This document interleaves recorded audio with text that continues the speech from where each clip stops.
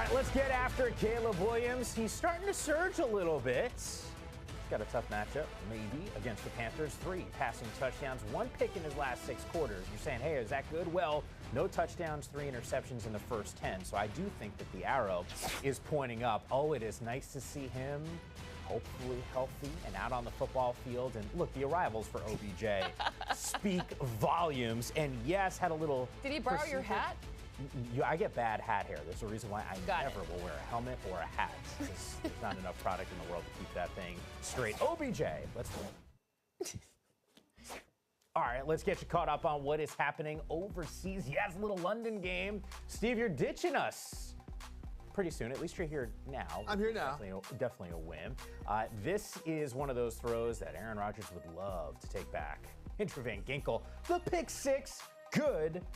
It's over 60 yards, 62-yard return for him. That defense rolling. We could say house call since it's over in London, but it's actually house phone.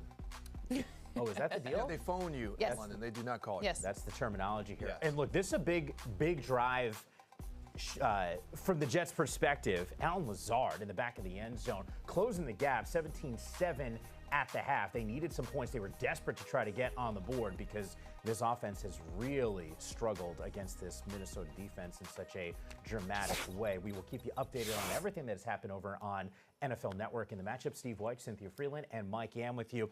By the way, you've been talking up this Minnesota defense, both of you guys, on this show. This defense sacked Rodgers, 10 hits on him, a bunch of pressures, not to mention he's got those 2 interceptions. Yeah, I mean, look, both defenses are playing well because the Jets DBs have been very sticky, but the Vikings defense, Brian Flores, really bamboozled and confused Aaron Rodgers in the first half. They wouldn't let anything get going in the run game. The Jets are making headway, as Aaron Rodgers tends to do. I mean, that's the thing. He tends to figure things out as the game goes along, as we're seeing the score now is 17-10. Yeah. A little bit of a run. By the way, we will have full highlights as soon as the game goes final right here on Game Day Preview. Not to mention, in this hour, a closer look at some fantasy names. Cynthia's going on a deep dive, and trust me, you do not want to miss that. Speaking of fantasy, who's in, who's out, some struggles for your lineups and those last-minute changes. I know we touched on OBJ. Yes, active, where he had that procedure to clean up the knee. From a Colts perspective, Anthony Richardson also inactive, to be fair. I don't know who is playing from a Colts side of things. They are really, really banged up. For the latest on what is happening around the NFL and how it might affect just your straight-up fandom, our insider, Mike Garafolo, is with us right now. And Mike, there's been so much conversation the last couple of days. In fact, I saw some of your posts about Devante Adams and the fact that he is going to be on the move. What's the latest with the wide receiver?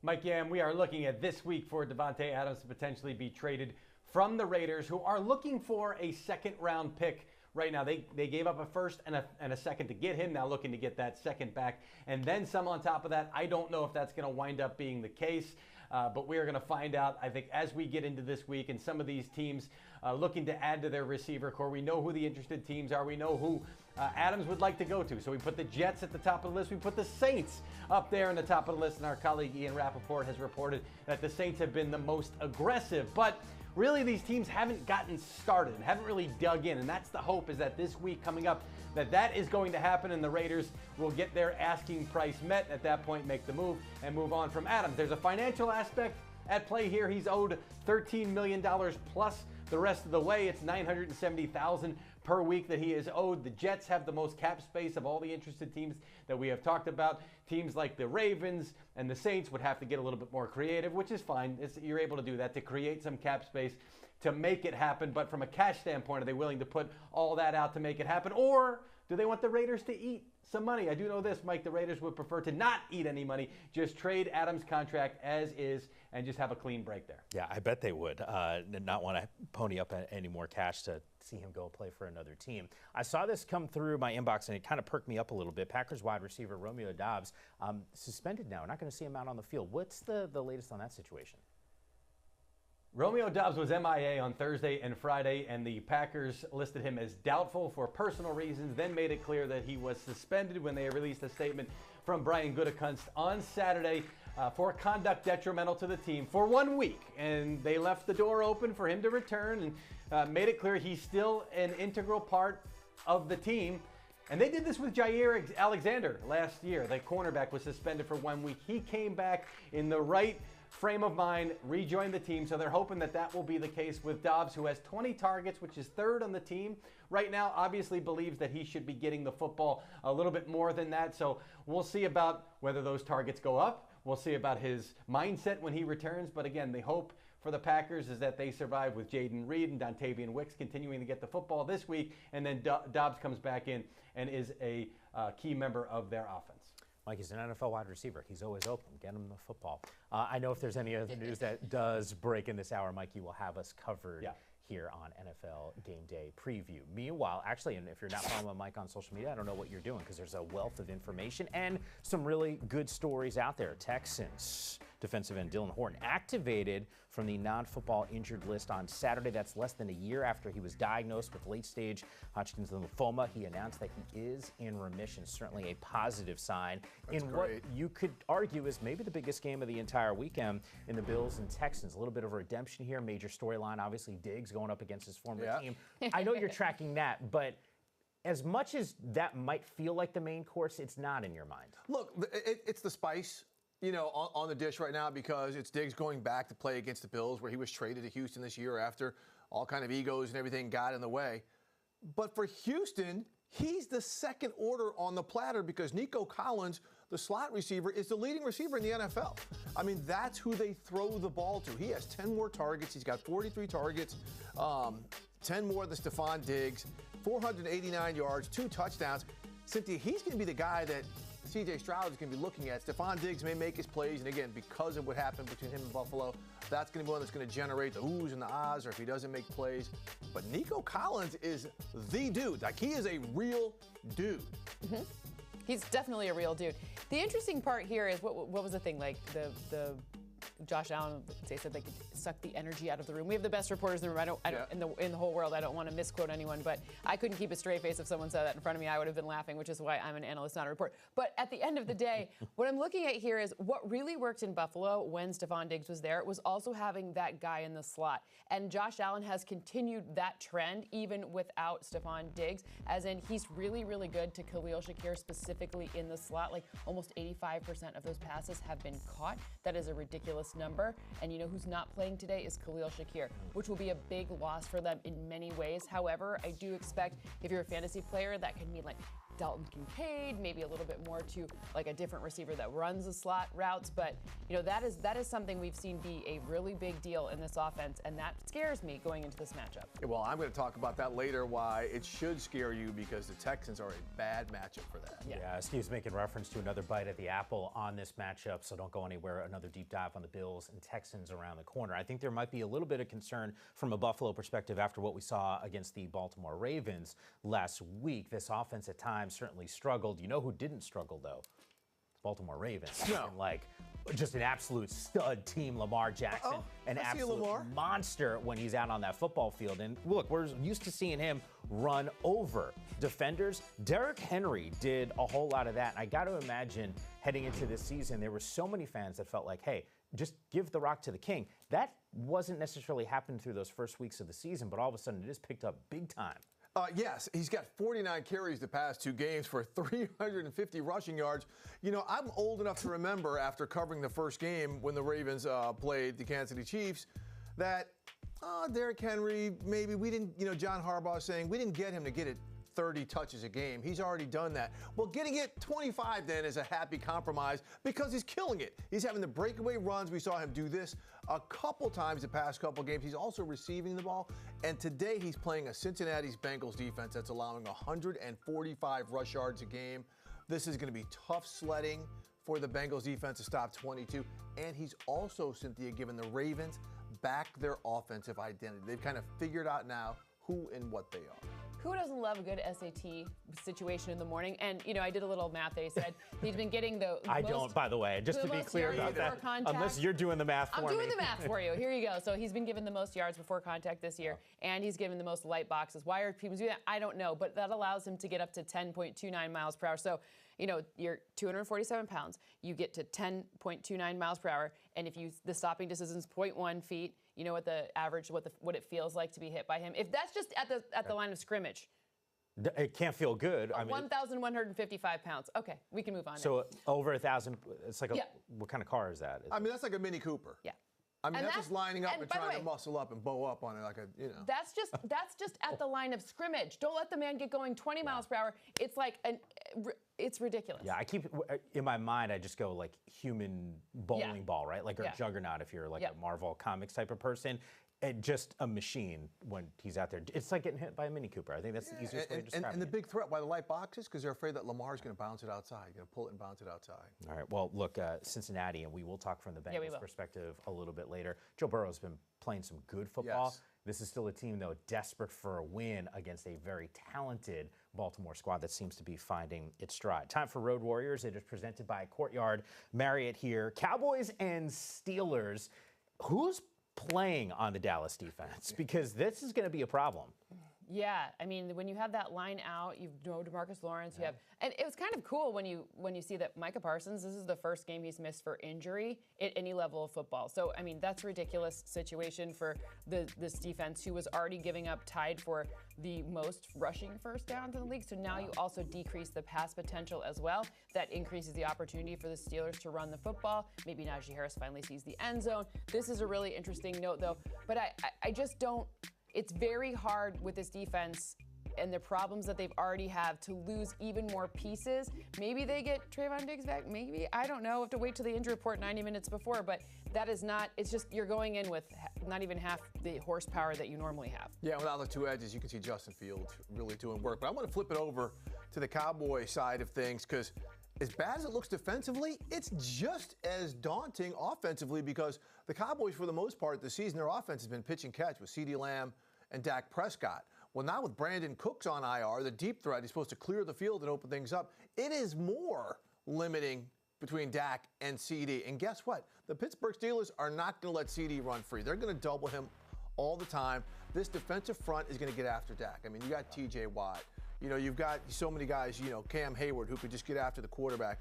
So there's going to have to be just basically some I trust you balls thrown by Dak, where he's going to have to put in CeeDee Lamb's area code and trust that CeeDee Lamb is going to go get it. But again, he is not going to be single covered much, which is the case most of the time. But with the Steelers defense, it's going to be very, very tough. He's had 37 games of at least 4 catches, and that's the third longest streak since 1970. I think that happens today, but it could be on like 30 targets. I mean, conservatively, like 20 targets would not be crazy in this game. You know, the wild thing, this might almost be a good thing that Dallas is, or the Cowboys aren't playing in Dallas, right? I mean, they have had some struggles at home over the last couple weeks, even dating back to last season. Have you ever played in Pittsburgh?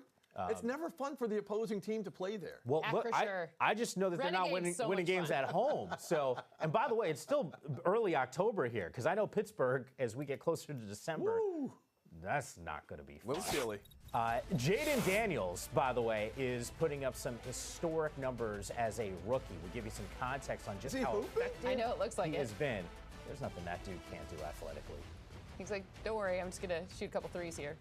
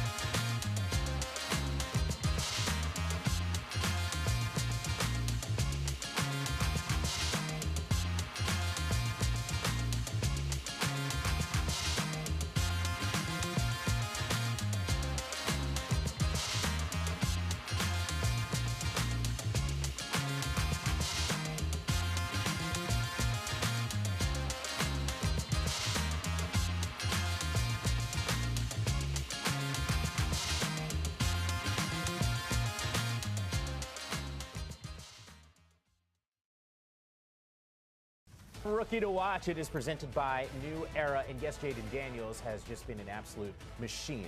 The efficiency is off the charts. We'll give you some context on just how good he's been in just a moment here. You actually talked to his head coach that had nothing but good things to say about him. Well, I mean, of course, they're leading the division right now. Especially right now. Right, but I spoke to Dan Quinn, and he said of all the great things Jayden Daniels has done, the most impressive trait is his composure under pressure, whether it be third and long, fourth and short, last-minute decisions.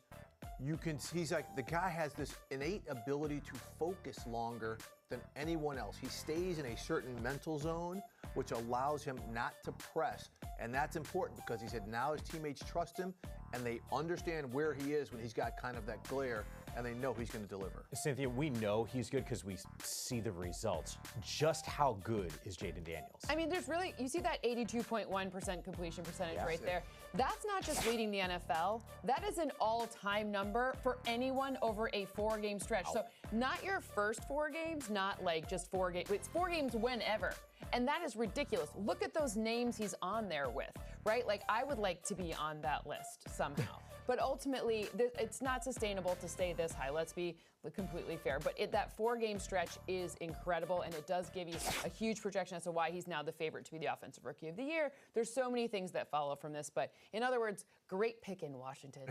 I'm no expert, and I know you know all the guys in the Hall of Fame. You do all the shows for us. We saw Peyton Manning and Kurt Warner's name there. Drew Brees, Tom Brady. They'll be in. There'll be a little Hall of Fame logo next to their name real soon.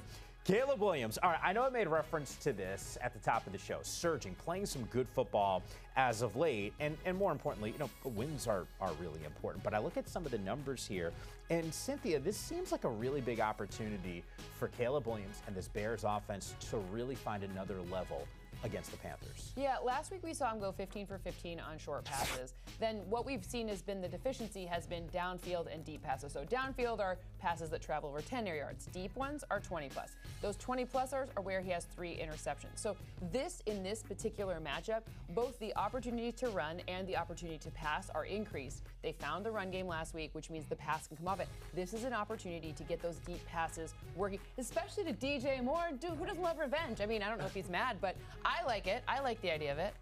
Well, look, you know, the DC for Carolina, Ejiro Evero, is going to give him a lot of looks. I mean, he's a very creative defensive coordinator. But like you said, Cynthia, the big point is there's going to be some opportunity for shot plays.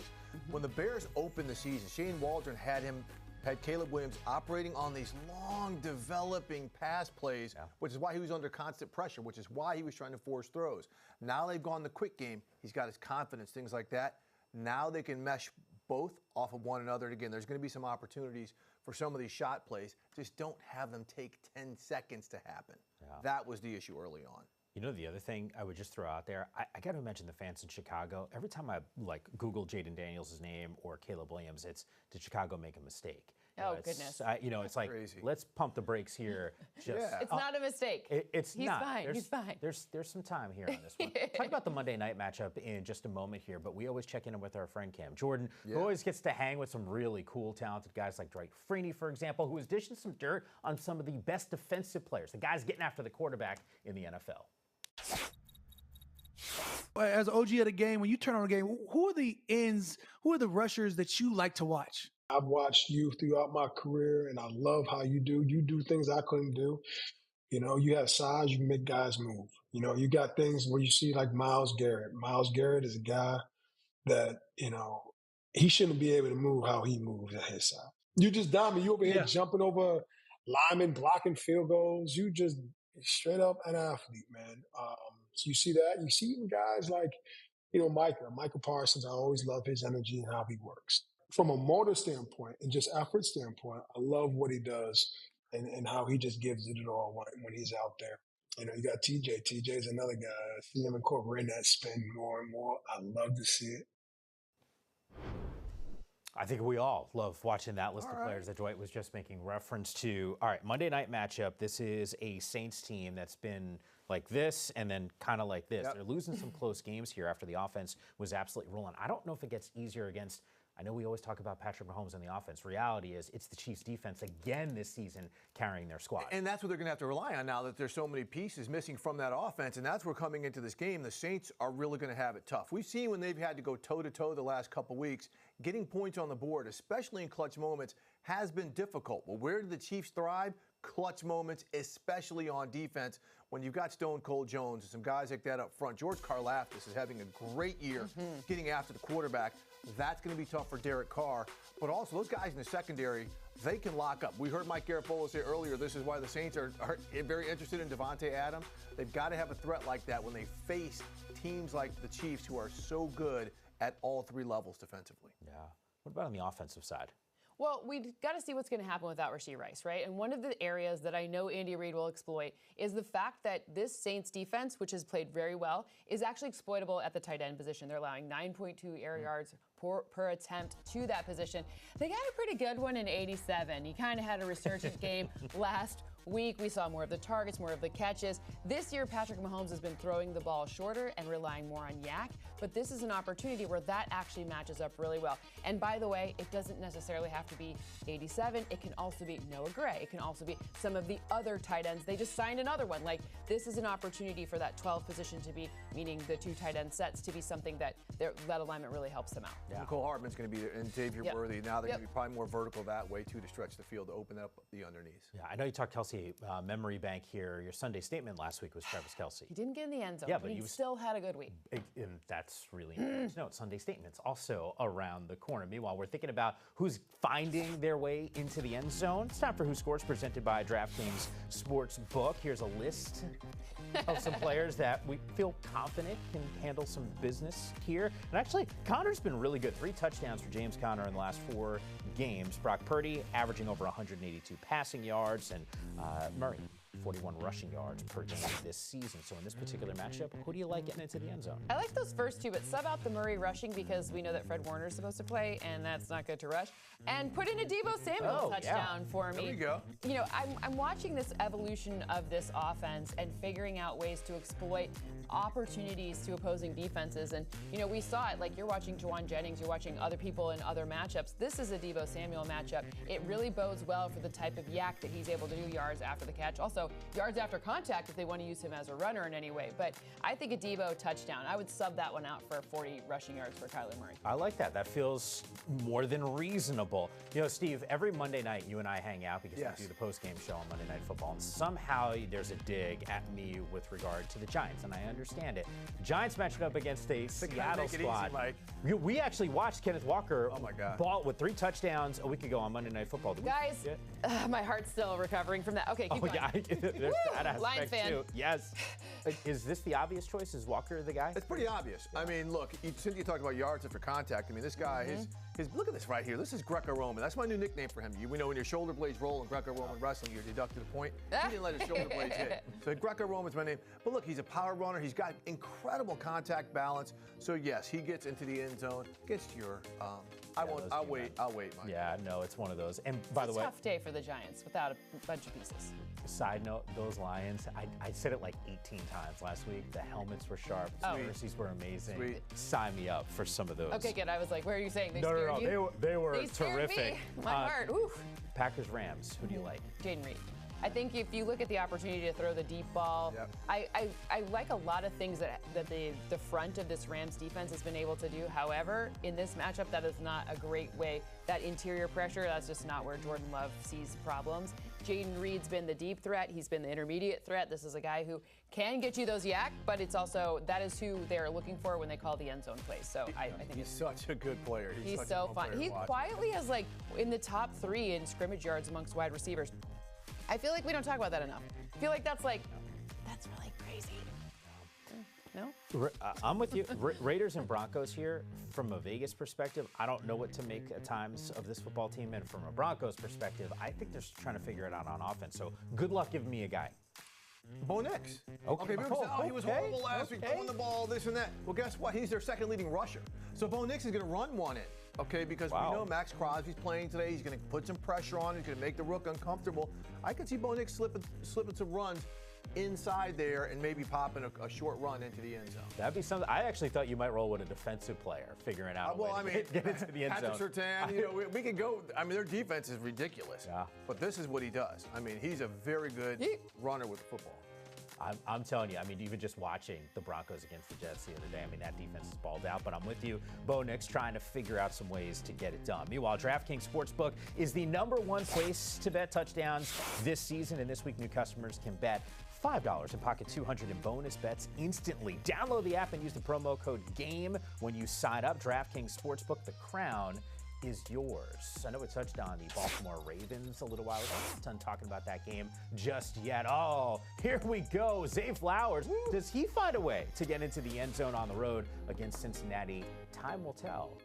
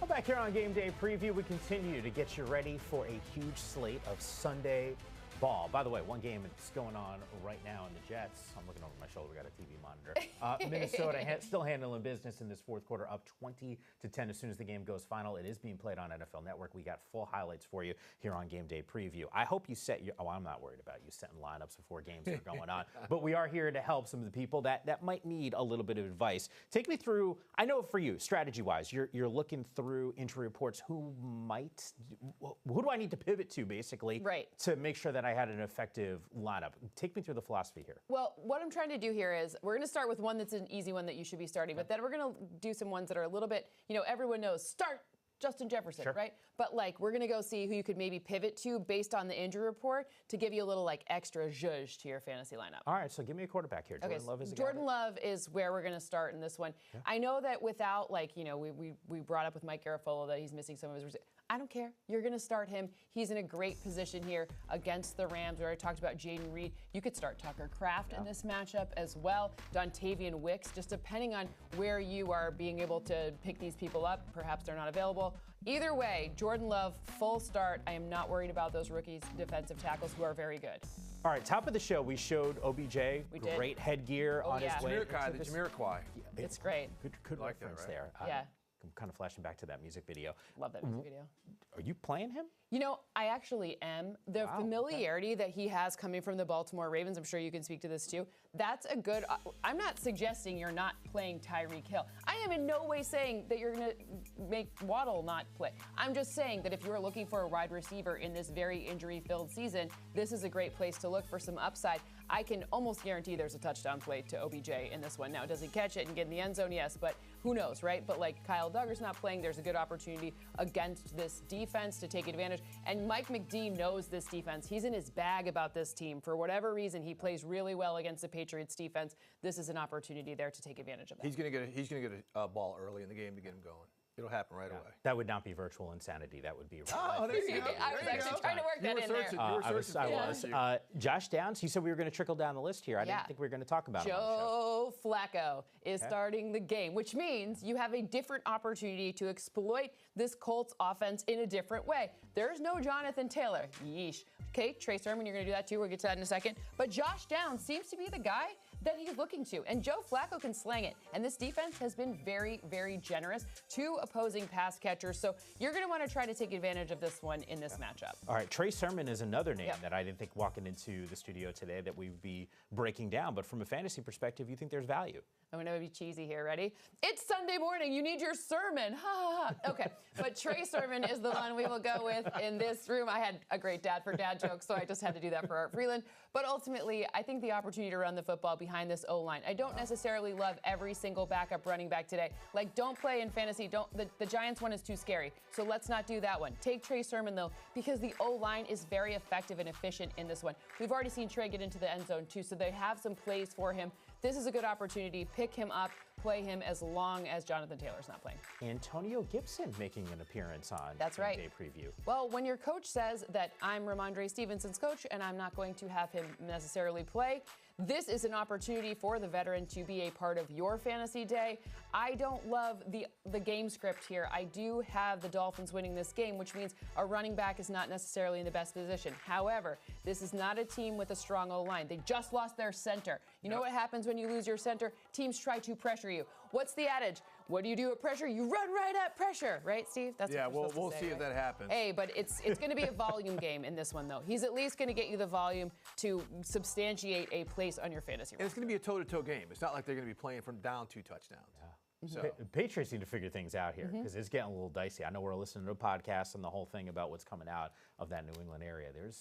There might be they'll some be figuring it out pretty soon. Yeah. There might be some issues brewing up in New England. Time for Who's Eating Good, and it is presented by Applebee's.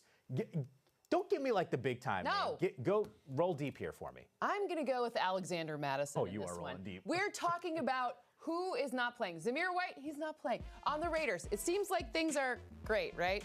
Everything seems great there. Yeah, it seems like it's going really well. But you know who actually has been a really surprising bright spot for this team that, by the way, until last week, they had like a historic low EPA per rush. And Alexander Madison does turn that around. The coach says he deserves more carries.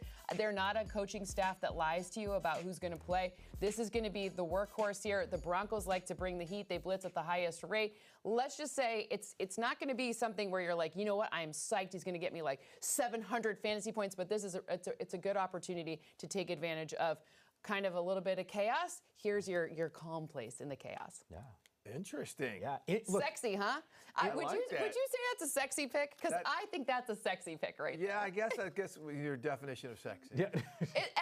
Everyone can tell you to play Jordan Mason. Everybody can tell you to play, Kenneth Walker even. But Alexander Madison, you heard it here first, right? I'm telling you right now. We'll see against that Broncos defense. You watch any other segments on fantasy, no one's dropping that name. So Cynthia is delivering for Trying you. to Telling help. you who is going to eat. Because you're right. Like, there are injuries, and people need to. You're just going to leave your roster spot empty. You got to find a name, and Madison might be a guy that might put you over the top in your given week. What'd you say about virtual insanity?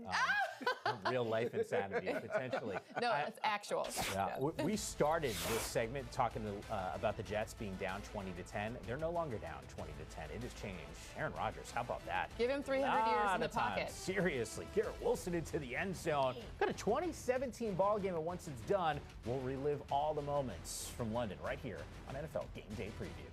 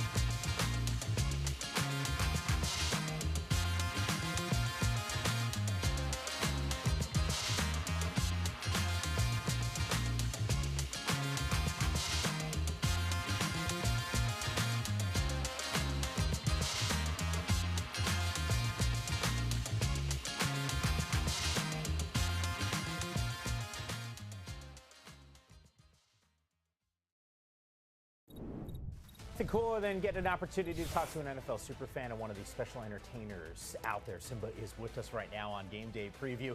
Can't thank you enough. I've been able to catch a ton of your NFL recaps. I can hear the passion and the fandom that you have for the game. Take me through what inspired you to use some of your own talents to celebrate the game. Yeah, man. First off, thanks for having me, man. Big fan of the show. Happy to be here.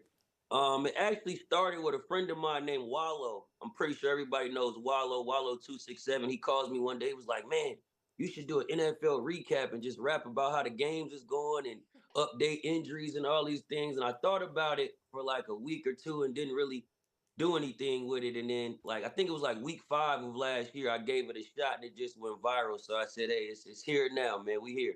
I love it. And I know you have some Bay Area roots, so I know that you're attached to the Raiders as a fan. Go Raiders! You're exactly. And I know, look, that fan base, man, you guys are no joke.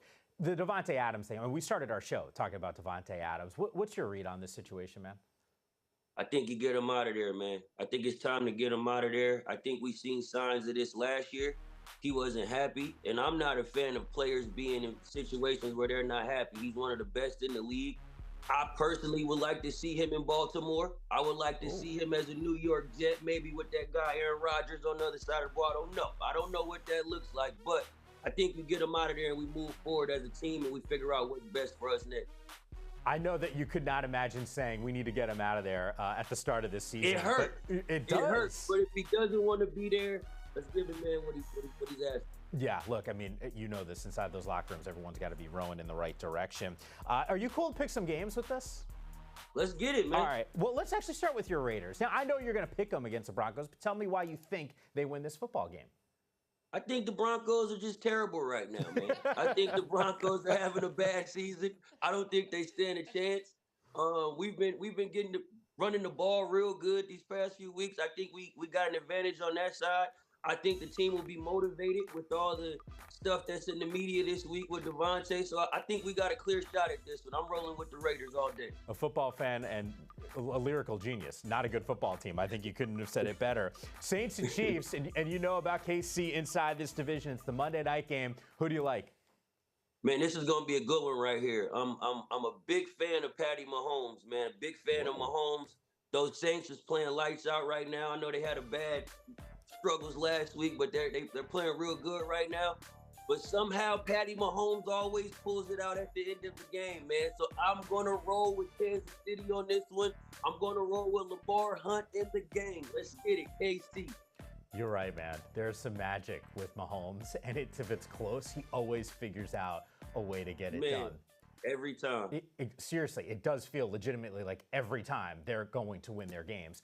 I hate putting our guests on the spot. I like to make sure everyone is prepared, but I know if there's anyone that can handle my request, it's going to be you because I've seen you freestyle here. Can you give me a couple lines about your game day preview experience? Let me see. I say, this week I pray Mike McCarthy don't run the same plays and the Jacksonville Jaguars actually win a game. Jayden Daniels is starting to look like my favorite, but Pat Mahomes, the new Brady, is giving greatness. The Cowboys should beat the Steelers the real way, but no Micah Parsons, so Justin might have a field day. But before we sign off and go to commercial break, make sure y'all stay locked in to NFL Game Day. Oh, yes! You guys never disappoint. I got to tell you, I mean, I don't know how your guys' minds think, but not disappointed at all. Hey, before we let you get going, what's like the next big project? What are you working on? New music on the way, man. I also have a movie coming out that just got picked up by Lionsgate. We're looking to release in March. It's called Freaky Tales with Tom Hanks. It's pretty cool, man. It's going to be a dope movie. Pedro Pascal is in it. So I'm very excited about that, and a lot of new music is on the way. Oh, here we go. That's a baller group. By the way, if you need some extras, I mean, everyone's perking up here on We could definitely use you, man. We could definitely use you. Done. I can't rap. I can't sing like you, but I'll be like the clipboard holder, the water boy, or something along those lines. In all sincerity, man, can't thank you enough for the time. Really appreciate it, and looking forward to checking you out in the film. Let's roll. Man, thank you for having me, man. I'm going to continue to be a fan of the show. Excited for what these games bring this week. Go Raiders, go Chiefs. And we'll get you on after Devante Adams gets traded. We'll see if he ends up in Baltimore or with the Jets, as Let's make it happen. The Simba crystal ball has indicated. Once again, Matt, do appreciate the time. We still got some more to come here, though, on NFL Game Day Preview. In fact, I know we talked a little bit about the matchup, but Cynthia, can you get an opportunity to highlight what Joe Burrow is doing out on the football field? We will do that around the corner here on Game Day Preview.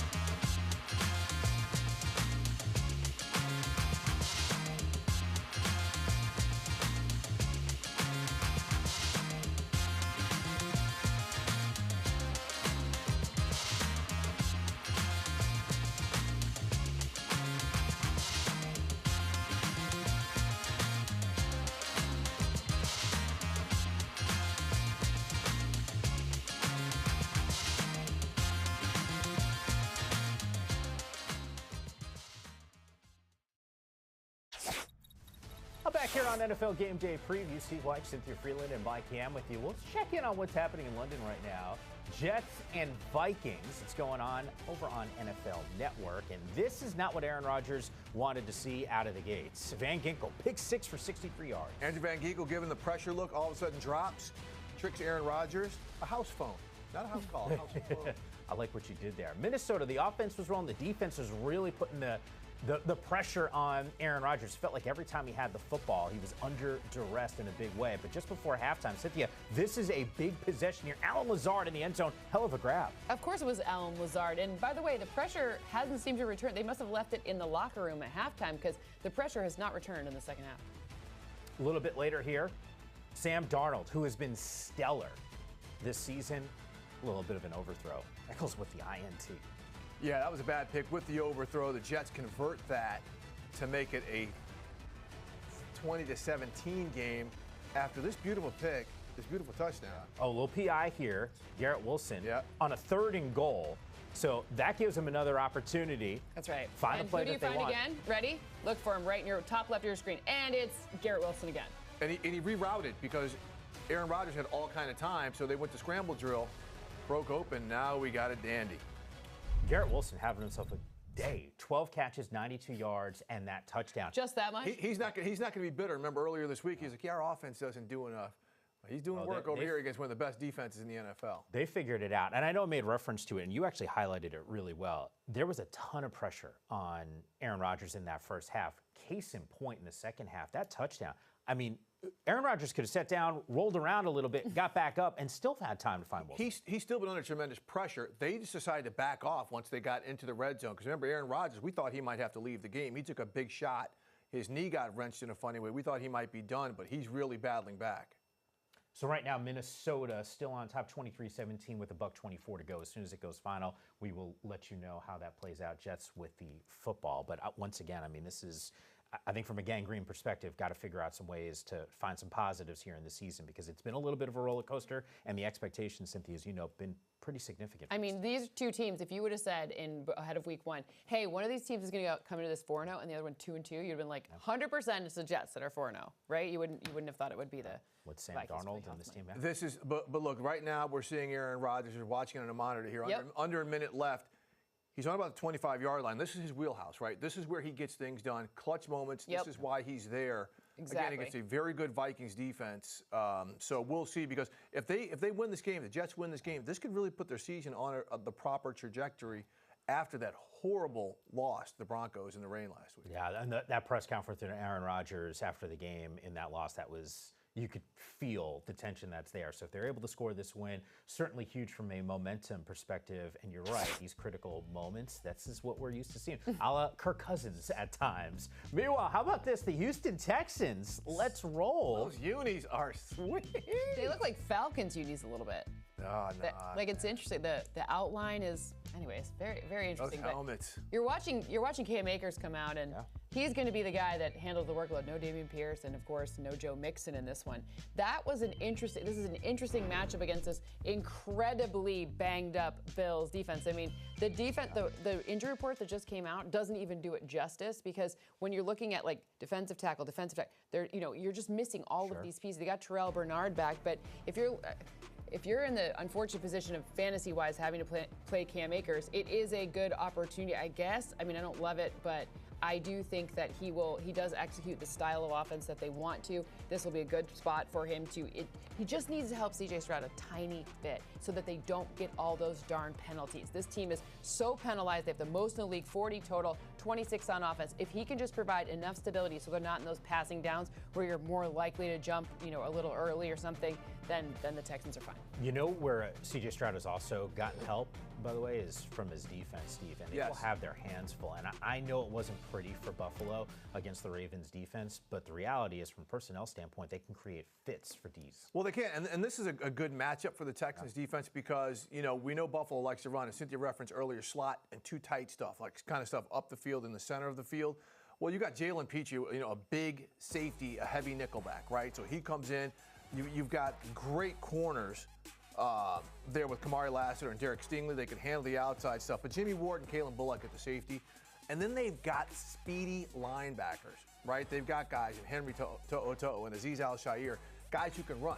So they can track the quarterback. One of the linebackers can actually spy Josh Allen, not a defensive back. So that's like I said, a matchup-wise, it's going to be a great game because Buffalo is very angry about what happened last week.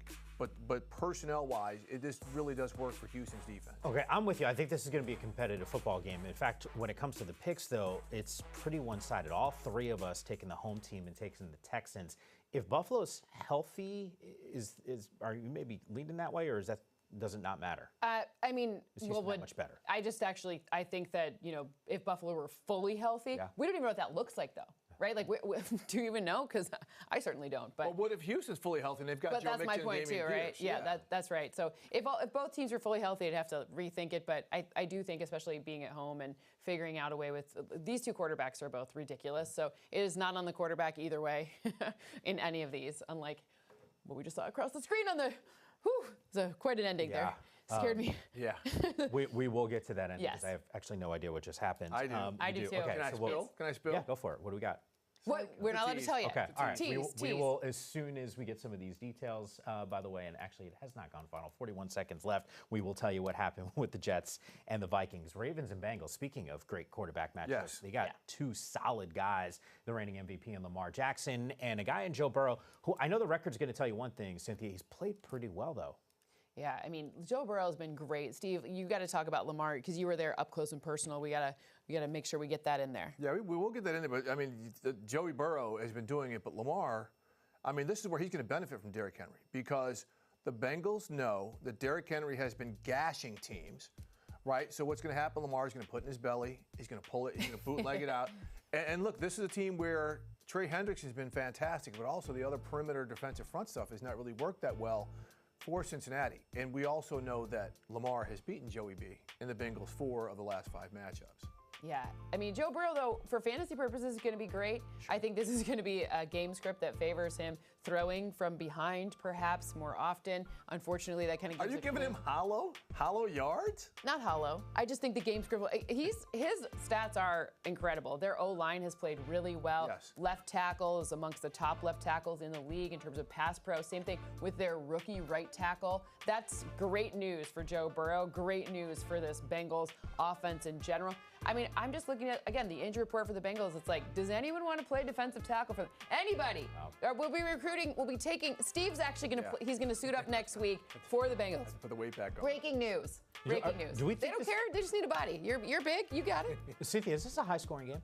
I think it's a relatively high-scoring game. Yeah, compared to what Fairly Las high. Vegas The Ravens' defense has knuckled up the last couple weeks. Well, that's what I'm worried about here because there's so much desperation. You can see all three of us going with Baltimore. Cincinnati needs this game, though. Yeah. I mean, that's the thing that concerns us. They really do. As it should.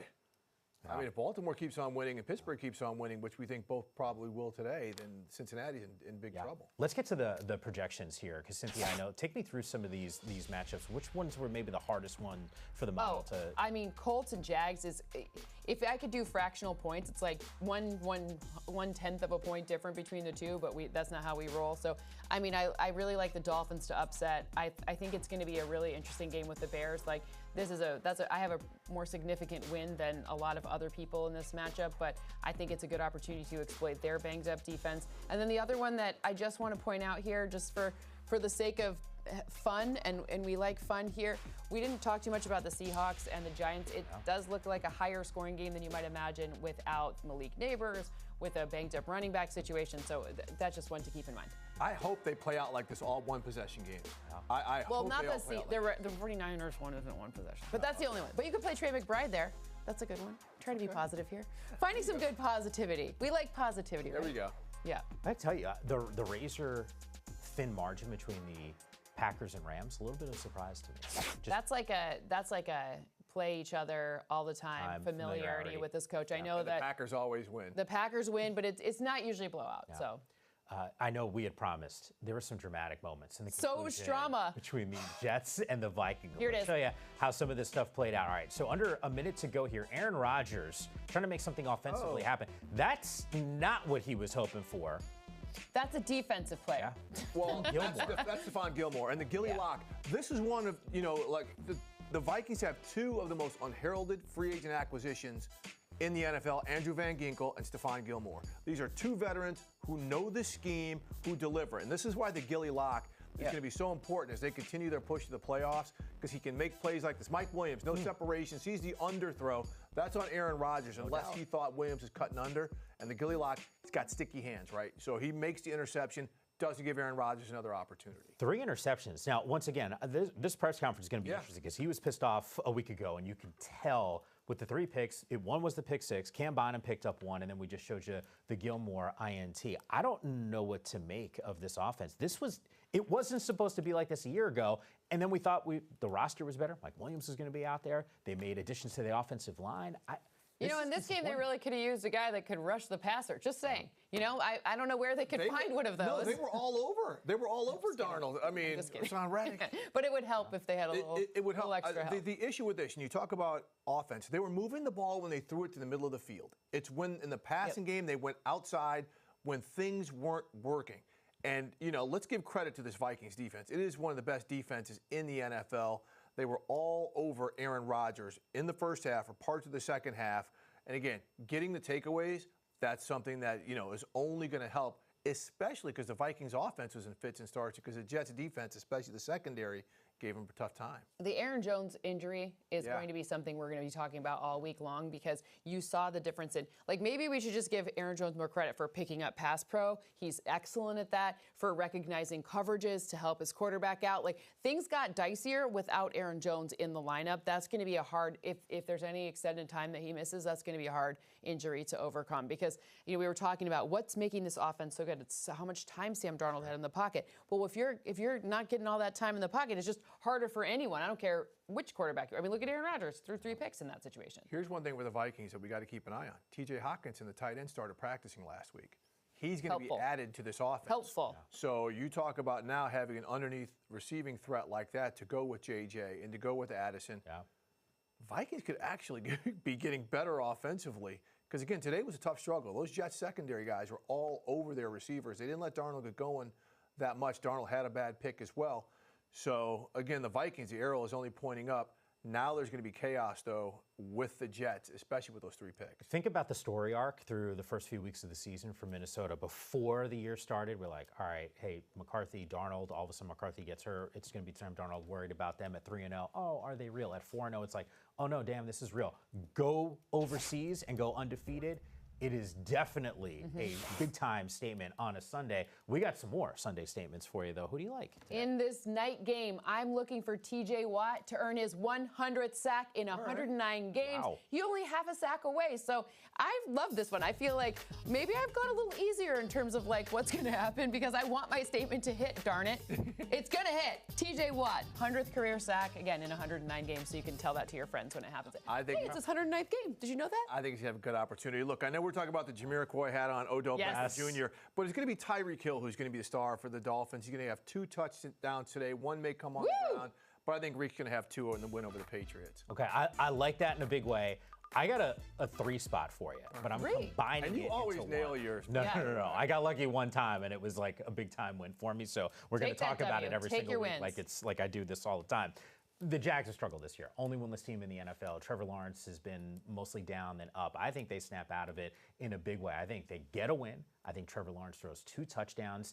And my second favorite rookie, Brian Thomas. Because the first is Malik Neighbors. All right. By the I way, think he gets 2 tugs in this game. Steve's, I can hear Steve's inner monologue. Your ears to whoever's in charge's mouth, and make sure that happens with the Jags, because you're ditching us for London. You got to see him win. They've got to get a win before they go over to London. So let's hope that happens. We are going to miss you next week, but all of us will enjoy the games today. Thanks so much for watching.